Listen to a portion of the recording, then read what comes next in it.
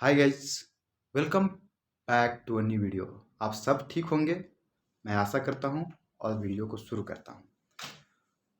अभी अभी जो एग्ज़ाम हुआ था 12 क्लास के, एग्ज़ाम तो बहुत पहले हो गया था, लेकिन अभी अभी जो रिजल्ट आया है उसमें बहुत सारे स्टूडेंट्स मुझसे क्वेरी पूछ रहे हैं। आप देखे होंगे व्हाट्सएप यूट्यूब के वीडियो कमेंट में। और स्टूडेंट्स का मेजर कन्फ्यूजन ये है कि अगर मेरा फिजिक्स में, केमिस्ट्री में, मीन्स थ्योरी में इतने इतने नंबर आए हैं और प्रैक्टिकल में ये आए हैं, तो क्या मैं एलिजिबल हूँ या नहीं हूँ मेडिकल फील्ड में जाने के लिए। तो देखिए दोस्तों, अगर आपका यहाँ पर means separate separate medical education द्वारा डायरेक्शन कहीं भी नहीं दिया गया है कि आपके थ्योरी में इतना आना चाहिए, प्रैक्टिकल में इतना आना चाहिए, तो भी जाकर आप एलिजिबल होंगे एमबीबीएस इन नेपाल के लिए। लेकिन ये जरूर कहा है, दो बार मेडिकल एजुकेशन ने नोटिस निकाला। पहले बार एक नोटिस निकाला जो कि सिलेबस की साथ थी, उसमें मेडिकल एजुकेशन ने ये कहा कि आपका फिजिक्स, केमिस्ट्री, बायोलॉजी में इंडिविजुअल मार्क पर मीन्स एट लीस्ट 50% होना चाहिए अगर आपके परसेंटेज में रिजल्ट है। तो अगर आपके परसेंटेज में रिजल्ट नहीं है तो आपको एटलीस्ट ग्रेडिंग में है तो सी ग्रेड होना कंपलसरी है। और उसी तरह से एग्रीगेट में भी वही मीन्स एग्रीगेट में आपका 50% मार्क चाहिए अगर आपका ग्रेडिंग में है। तो अगर नहीं है तो आपको परसेंटेज में है तो 50% चाहिए।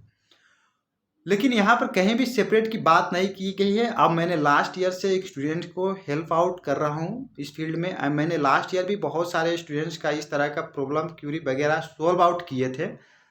तो वहाँ पर स्टूडेंट्स का जिसका थ्योरी में कम भी आया है, प्रैक्टिकल में अच्छा है और दोनों का मिलाकर सी आ जा रहा है तो ठीक है, कोई प्रॉब्लम नहीं है। लेकिन मेडिकल एजुकेशन ने जब फॉर्म निकाला उस वक्त उन्होंने एक और नोटिस निकाल दिया और उस नोटिस में मेडिकल एजुकेशन ने ये बताया कि देखिए, जो इंडिविजुअल मार्क है उसे हटा ही दिया और वहाँ पर एग्रीगेट का सिर्फ उन्होंने बात किया।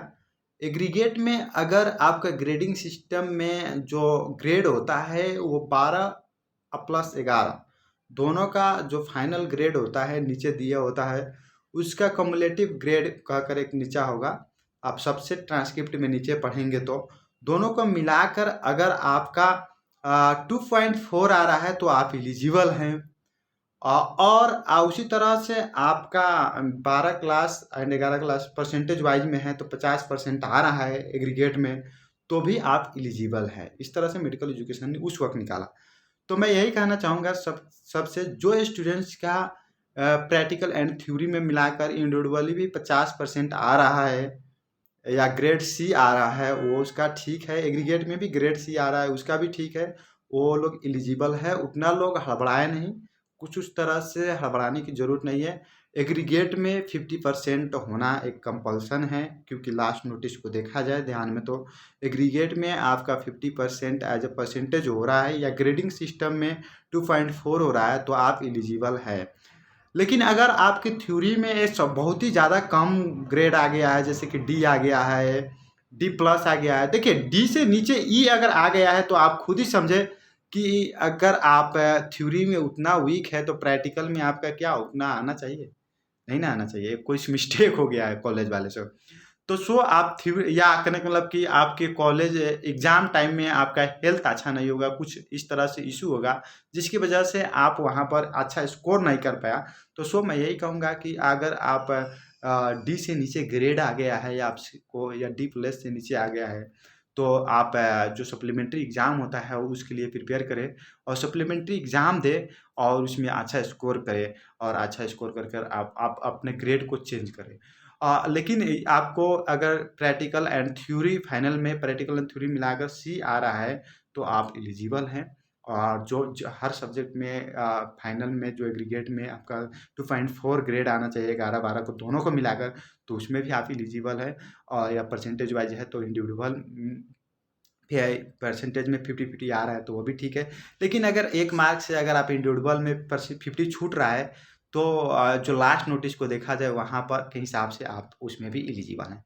तो सो गाइज, अगर फिर भी अगर आपको कोई क्लियर कट है, यहाँ से मैंने कोशिश की, अगर नहीं हुआ होगा तो मैंने एक कंक्लूजन में और बता रहा हूँ कि देखिए दोनों का थ्योरी प्लस प्रैक्टिकल का दोनों ग्रेड मिलाएं और उसके बाद आप मीन्स एस्टिमेट करें कि आपका फाइनल ग्रेड क्या आ रहा है। फाइनल ग्रेड को यहाँ पर मान्यता दिया जाएगा, ना कि इंडिविजुअल ग्रेड को। तो सो फाइनल ग्रेड को कैलकुलेट करें और 2.4 ग्रेडिंग सिस्टम में टोटल 11-12 का जो फाइनल ग्रेड जो एग्रीगेट में है वो होना चाहिए, और उसी तरह से परसेंटेज में 11-12 का परसेंटेज में 50% होना चाहिए। Okay guys, take care, bye bye, have a good day, और अपना प्रिपरेशन को अच्छा बनाओ दोस्तों, अच्छा।